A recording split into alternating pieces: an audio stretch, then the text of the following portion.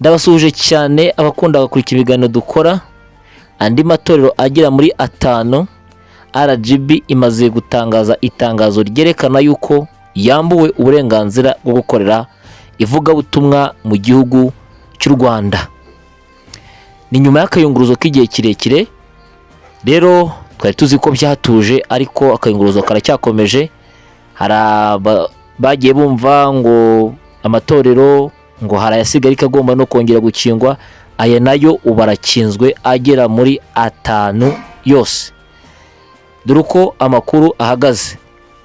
Inkuru dukesha ikinyamakuru Igihe aravuga gutya: urwego rw'igihugu rw'imiyoborere RGB rwahagaritse impushya zo gukorera ku butaka bw'u Rwanda ku miryango ishingiye ku myemerere igera muri 5 bitewe n'ibibazo birimo kutubahiriza amategeko, ubuyobozi bubi ndetse n'amakimbirane. Iki kintu cyamunze amatorero hirya no hino.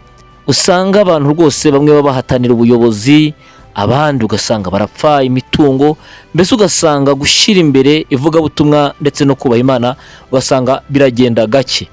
Ariko RGB nayo mu ijisho ryayo aya matorero nayo yamaze guhagarikwa. Inkuru ikomeza igira iti: RGB yabitangaje mu itangazo yasohoye kuri uyu wa 31 Mutarama 2025. Amatorero yambuwe uruhushya arimo Rwanda Victory Mission, Pentecostal Outreach Church, International Missionary Society, Seven Days Adventist Church, Reform Movement. Irindi Église d'Oreri Prophétique du 7e jour.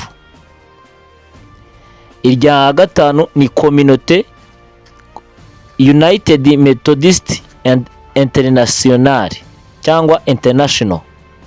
Ayo matorero yose yahagaritswe ko ngo ntakemerewe gukorera mu Rwanda. RGB yagize iti: urwego rw'igihugu rw'imiyoborere ruramenyesha abaturarwanda bose ko rwambuye ubuzima gatozi imiryango ishingiye ku myemerere imwe n'imwe yasanzwe idakurikiza ibisabwa n'amategeko. Ubwo nyine ukurikije standard yashyizweho ubu kugeza ubu ntabwo barimo gufitinga, ntabwo barimo kugeramo rwose. Ritangazo rirakomeza rigira riti: urwego rw'imiyoborere rwatangaje ko uwo mwanzuro ufashwe nyuma y'amagenzura menshi wakoze ku mikorere y'imiryango ishingiye ku myemerere ikorera mu Rwanda, aho hagaragaye ibibazo birimo kutubahiriza amategeko, imiyoborere mibi ndetse n'amakimbirane adashira. Ahangaha kuri iki kintu birimo kutubahiriza amategeko, imiyoborere mibi n'amakimbirane adashira, akenshi ugasanga umuntu kugira ngo ahabwe inshingano mu itorero ugasanga rwose ni umuntu ujejo. Yego, ni umuntu ujejo rwose mu gitondo, umuntu ukiri umwana mu gakiza, ariko kubera ko wenda ngo afite amashuri, yamara kuhagera yinjiye muri iryo torero ndetse bamubatije bimeze nko kugira ngo abone akazi, bakahita bamwinjizamo rwose bakamushyiramo. Uwo muntu kugira ngo azabashe kuyobora, kuko nta muhamagara bifitiye, ni ikintu gikomeye cyane, ni ibintu bitoroshye ndetse bigoranye cyane. Ugasanga umuntu ahawe kuyoborera itorero kubera yuko baravuga ati vayo, baramubatije, ariko si umuntu ufite umuhamagaro w'itorero. Noneho akinjiramo kubera ko wenda uwarishinze wenda ni mukuru we, ni se wabo, ni nyina wabo, akazamo gutyo. Ibintu birahari. Cyangwa se abantu ngo ugasanga ni umuntu ngo babanye ahantu runaka, babanye mu gihugu runaka, baza mu Rwanda gutyo, cyangwa bitewe n'ubuzima twagiye ducamo, ugasanga icyo nicyo gitumye umuntu abona umurimo mu itorero. Ntabwo ari byo rero.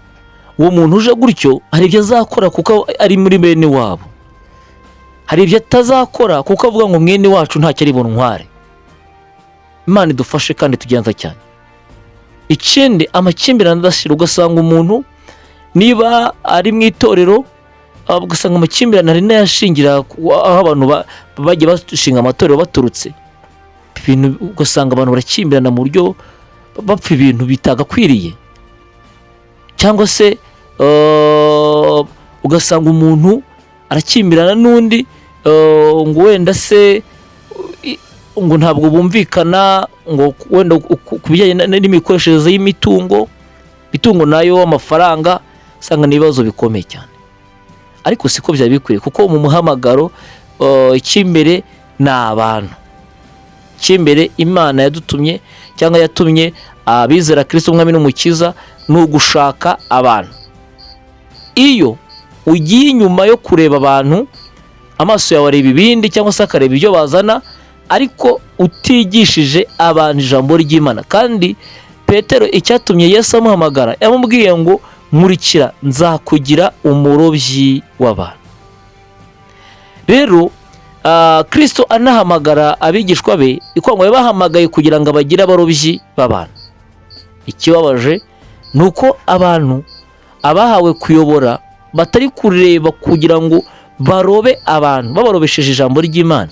Niba naza bashaka uko babigisha kugira ngo bakuze, ahubwo bagakomeza kureba ibindi bintu bifatika bazengurutse ibyo abantu bafite, aho kugira ngo abantu barebe abantu, bari kureba ibyo abantu baje bafite. Imana tutabare kandi dufashirize ivugabutumwa muri iki gihugu. Ubwo rero ikintu navuga aha hantu rwose, amakuru arimo kugera atambuka aravuga yuko hari akayunguruzo kagikomeje no mu zindi nsengero. Imana idufashe cyane.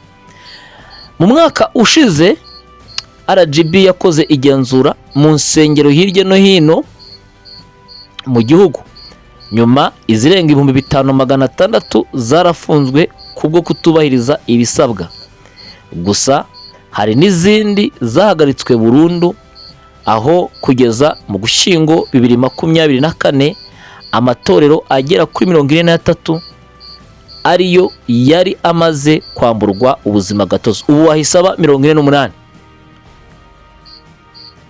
Mbere yuko igenzura ritangira, amadini n'amatorero mu Rwanda yari amaze kugera kuri 345, habarirwamo n'imiryango yashamikiyeho bikagera kuri 563.